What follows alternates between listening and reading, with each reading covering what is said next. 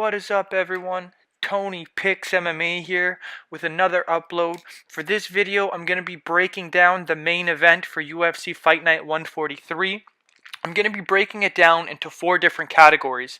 The last 5 matches, physical features, strength and weaknesses of both fighters with possible winning outcomes, as well as the breakdown and prediction of the actual fight itself. Without further ado, let's get into it, guys. So getting right into it, we have TJ Dillashaw's last 5 fights listed here. Obviously, he's coming off of the 2 KO wins to Cody Garbrandt, as well as a win to a dominant win to John Lineker, which could have been stopped at any point, as well as a dominant decision victory of Rafael Hassansau.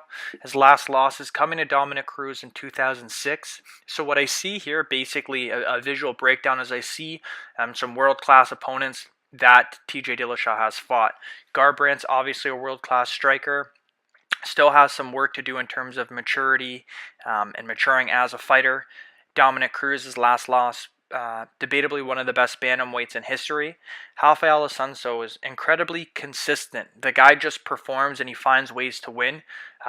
Cruz was able to absolutely dominate him, as well as Lineker.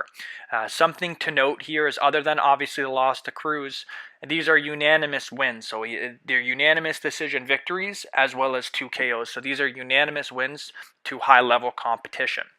So we're going to compare that over to Henry Cejudo's last 5 fights, where obviously a bit more mixed results and suffering a TKO loss to Demetrious Johnson. So breaking it down here, I see obviously the most recent split decision win over Demetrious Johnson, which was clearly controversial. A lot of people had it going Johnson's way and didn't think that it was a way for Johnson to relinquish the title. If you ask me personally, I think it was all that was meant to happen. Johnson signed with ONE FC right after. UFC got Ben Askren. I don't think Dana White or anyone was too upset with that decision. But what I wanted to do is I just kind of wanted to compare them to break down the difference, first off, in level of fighters that TJ Dillashaw has fought. He's fought the top of the top in bantamweight, 2 wins of Cody Garbrandt, who's arguably one of the best stand-up fighters around that weight with his hands, has the most dangerous hands, as well as John Lineker, completely obliterated John Lineker, unanimous decision, as well as Hassansau. And Hassansau is a dominant fighter. And then vice versa, when we look here at Henry Cejudo's last 5 fights here, other than Demetrious Johnson and maybe Joseph Benavidez, he's not fighting high world-class level fighters. He did get that KO to Wilson Hayes, but he hasn't shined against top fighters other than Johnson, and even then it wasn't unanimous. So what I wanted to kind of hint on and make apparent is, in terms of last 5 fights, Dillashaw has fought the higher level fighters, and he's been more unanimous in his victories. So I'm going to give the edge in last 5 fights to TJ Dillashaw, given the fact of his recent success and the level of opponents he's fought and he's been able to deal with. We're going to move on now to the strengths of both the fighters. Moving on, what I've done here is I've basically listed what I find are the strengths of both the fighters. I have Henry Cejudo located on the bottom and TJ Dillashaw on the top. So first what I'm going to do is break down TJ Dillashaw's strengths, what I find are the notable strengths that he has. So he does have 5 first-round finishes. He holds KO power in both his hands and his feet. He has consistent pace and pressure. He's a high volume striker, so that falls into the consistent pressure. He's always going to press you. He's going to give you different looks, which falls into the superb feints and footwork, as well as effectively switches stance. So TJ Dillashaw will move around as he's switching stance, and he'll throw strikes as he's switching stances. So it's very hard to kind of sit back and sit down on your shots when you're fighting Dillashaw. It's hard to get those power shots off, and even just to get set, because he's throwing so many shots and he's throwing from different angles. He pulls and returns his punches well. He often ends his combos with his hooks or kicks. So we've seen that against Dillashaw a bit. He always ends a combo with a hook or a kick. So he's not just throwing and stopping. He's throwing and he's throwing a hook or a kick so that he's not susceptible for that counter right away. He does have great wrestling abilities. He's a solid scrambler, and he has good transitional grappling. He holds 3 submission wins as well as 8 KO victories. Moving on to Cejudo's strengths. So Henry Cejudo boasts 4 first-round finishes. He does have some solid footwork. His striking has improved overall, although I wouldn't put it at the highest or even close to world-class level. It has improved a lot. He has shown a new kind of karate-style stance. He moves well coming forward and off of counters. He does have hard leg kicks and strong knees. He's strong inside the clinch, even though we didn't get to see it against the first fight against Johnson. We've seen it in the second fight. He was able to hold his own. He does have great grips and hand fighting on the inside. He's quick at changing levels and shooting, so he's never going to kind of throw a blank takedown. Excellent wrestling abilities, of course, Olympic gold medalist. He has a 100% takedown defense rate, so that's huge and notable in the breakdown that I'm going to be giving. He does have 1 submission win and 4 KO victories. So those are the strengths that I've listed for both the fighters. Next off, what I'm going to be doing is I'm going to be kind of comparing their physical features and giving my opinion on the weight cut for Dillashaw. Moving on to the physical comparison, I've kind of posted the picture on the UFC website that breaks down the differences. Obviously, we have Dillashaw with the 2-inch height advantage as well as the 3-inch reach advantage. The weight at 125, although he's going to be clearly cutting from his walking around weight. So what I wanted to note, guys, is just their physical features in itself. Cejudo, wider, broad shoulders, thicker. TJ Dillashaw, a bit more thin, lean, taller. Not scrawny, but that athletic build, whereas you see Cejudo is very thick. So what I just wanted to note is the weight cut for TJ Dillashaw. It's a lot of controversy around it, and of course if Cejudo's a wrestler and is going to try to wrestle, it's going to take a lot of energy for Dillashaw, especially having the weight cut and the pace and consistent pressure he keeps on. The reason I wanted to do the physical features is kind of to break down the body types. You see Dillashaw is a lean fighter, so it's not like he's packing on a lot of fat.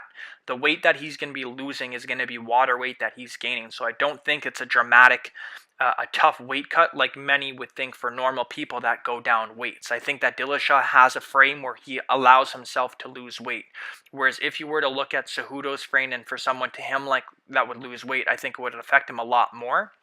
So I just kind of wanted to get the physical features. Dillashaw has the edge, of course, a little bit with height and reach. So it should be interesting to see if he utilizes that with a jab and possibly leg kicks. Maybe hesitant to throw leg kicks to avoid the takedown from Cejudo. But I just wanted to list that. I'm going to give the edge and physical advantage to Dillashaw. Of course, being the slightly taller guy with the slightly longer reach will allow him to gauge the distance. And stand-up, of course, I find him to be levels ahead of Cejudo, so it'll be interesting to see if he does, in fact, use that slight 2 or 3-inch reach advantage. What I'm going to be doing now, guys, I'm going to be breaking down my prediction on how I think the fight's going to play out and who I think is going to win. So without further ado, let's get into the prediction. Alright, everyone, so we're at the point of the video that everyone's been waiting for. The prediction and breakdown. So first off, I just want to note what I've broken down in the video is I've broken down the last 5 fights, giving the edge to TJ Dillashaw, given the opponents, the level of opponents that he's fought, and his level of success. He's been very consistent and unanimous in his wins. I've broken down the fighters' strengths that I find are notable, and I've also broken down their physical features, also giving the edge to Dillashaw, basically explaining that I find the way his body is built that I don't think it's going to be that harsh of a weight cut, and I think that slight reach advantage and height advantage will be interesting to see how it's utilized, giving his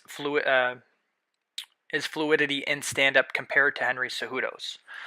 So guys, in this fight, I think it's actually a safe fight. A lot of people are kind of getting it in their minds, the weight cut of TJ Dillashaw and Henry Cejudo's wrestling. I really don't think that Cejudo has proved himself yet. I think the performance against Demetrius Johnson was not anything special. Of course, he displayed his world-class wrestling, which was amazing, but he wasn't able to do anything with the top position on Johnson. He would get on top and that's it. Johnson would end up getting up and he would kind of take him down and shoot for takedowns and stuff like that. I think a glaring difference between Johnson and TJ Dillashaw is the power that Dillashaw has, not only in his hands but in his feet. I think that Cejudo's stand-up obviously has improved, but it's nowhere near the level it needs to be with Dillashaw. I think his stand-up could pass, and it was okay against fighters like Johnson, Benavidez. I'm trying to think here. Johnson, Benavidez, Sergio Pettis. His stand-up would pass with them because they didn't have pop. They didn't have knockout power. So he could stand up and not need to be as fluent as he would. He could rely on that wrestling if needed because there wasn't that glaring fear of a knockout. I think that fear exists with Dillashaw. Dillashaw can knock you out, and he's always dangerous. He's not someone who's not pressing you. He's not someone who's waiting for a counter. He's pressing you and he's setting himself up for those shots. I do think that we will see Henry Cejudo shoot out of fear. I think he's going to have to rely on his wrestling, and I really think that we're going to see a world-class TJ Dillashaw here. I'm really excited for this fight. So, guys, basically the breakdown is how I see it. I really see TJ Dillashaw piecing apart Henry Cejudo, standing up, using his range and his kicks very well. I see Henry Cejudo possibly shooting, but out of fear, not out of trying to win the match. And even if he does get the shot, TJ Dillashaw is great at scrambling. I'm not giving him the edge at all in wrestling, but I am going to give him the edge in scrambling and pure UFC control, being in the octagon, slowing things down. He's been in big fights before, obviously coming off of a main event win. So my prediction for this one, guys, I'm giving this to TJ Dillashaw via unanimous decision or possibly even KO in the second or third round. The reason I don't think it's going to happen in the first is I think he may land some shots in the first, but I think the KO is going to happen when Henry Cejudo gets desperate and he's going to start leaving his stand-up guard down in order to shoot for the takedowns. So with that being said, guys, I'm locking in TJ Dillashaw via KO or unanimous decision.